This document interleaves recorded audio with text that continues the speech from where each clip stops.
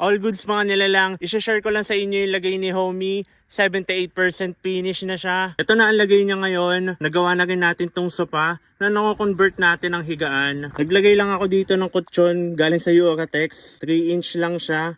Hindi ko pa siya napapatahian. Kaya pansamantala, ganitong bedsheet muna ang ginagamit ko. Meron yan bukasan dito na kung saan nandito yung mga ilan nating gamit. Kung may nakaupo dito at hindi mo mabuksan, pwede mo siyang hilain dito. At dito naman sa kabilang side na to, naglagay ako dito ng more storage na cabinet para madala natin yung mga kailangan natin gamitin sa tuwing magbaban life adventure tayo. At ganun din dito sa cabinet natin sa kabila, hihilain mo lang din siya. At kung ayaw mo naman din buksan to, meron din ditong cabinet na pinto, tatanggalin mo lang siya. Makukuha mo na yung iba mong gamit dyan. At naglagay din ako ng 2 speaker. Nalagyan ko din dito ng overhead na cabinet na naka-open lang siya para yung mga gamit na gusto mo makuha agad, tapos dito ko lang nilalagay. At ito